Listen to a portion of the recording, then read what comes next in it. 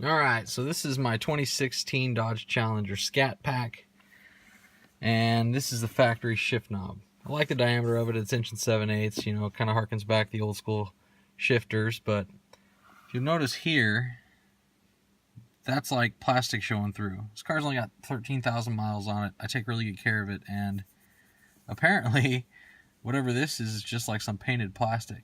So this video, I'm going to attempt to make my own shifter and show you guys how to do it. Okay, so here's the stock shifter. This is a stock shift knob. It's super long. It's 1/2 thread. And this is a stock shifter out of the car. I have a spare set because of a warranty issue. You can see how long this 1/2 thread is. And this is just basically a simple piece of, you know, rod stock. And this bolts onto the TR6060 transmission. Same spacers like the T56. This is just a stock shifter assembly. So one thing I don't like about this shaft knob, I like the diameter of the ball, but this shaft is pretty big. It's pretty heavy.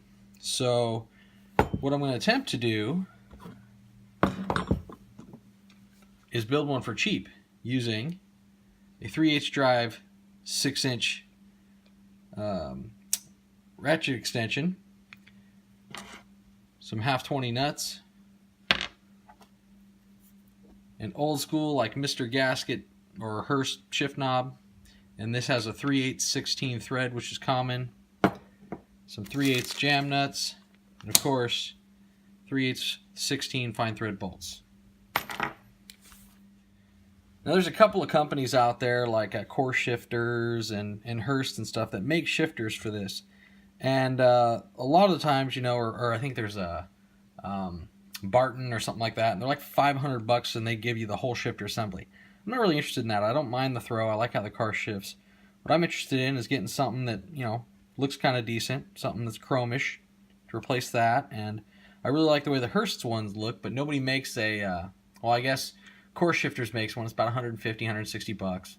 And then they have a round tapered shaft one that kind of replaces this, but they shorten it. Everybody always shortens it. And what I don't like about that is I don't like to be way down when I'm shifting. I like to be, you know, pretty in line with my elbow. So I'm going to build my own custom height.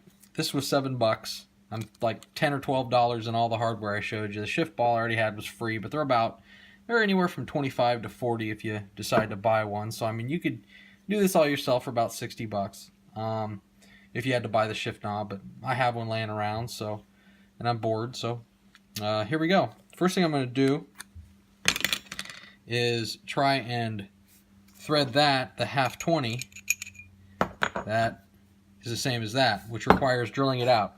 But since it's already square, don't know if I'm going to have any luck. But here we go.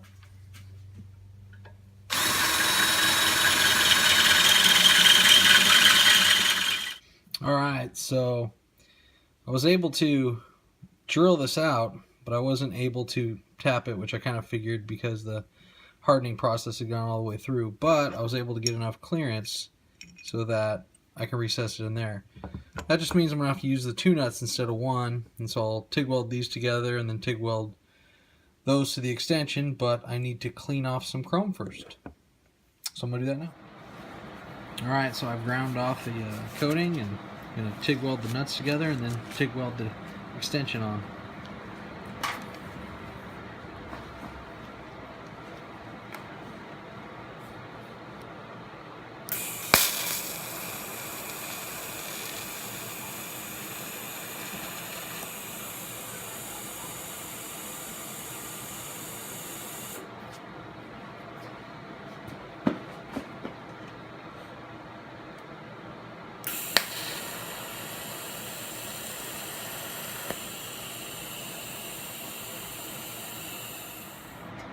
Alright, 2 nuts are welded together, and now I'm going to tack the extension on.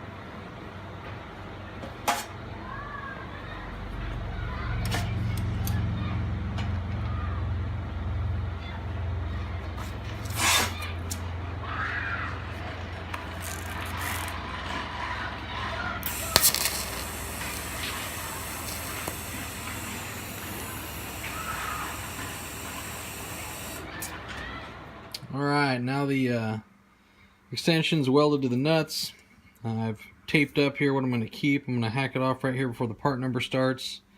Then I'll cut this bolt off, and that'll be my thread for the nut ball, and that'll get welded on, and we should be good to go. Alright, so here we go. I've welded the nuts on the end there, cleaned it up a little bit, the Scotch-Brite and some sandpaper. Welded the threads on this end, did the same, cleaned it up. To get the discoloration off the chrome, I just used a little bit of Scotch-Brite. Here's a jam nut.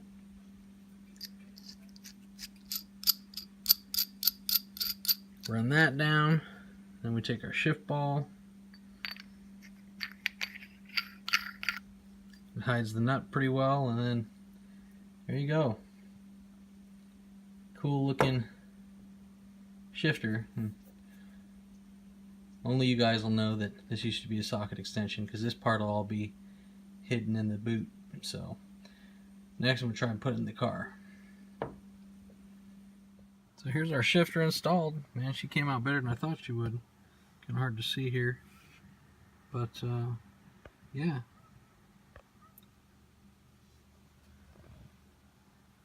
Came out great. Shifts good.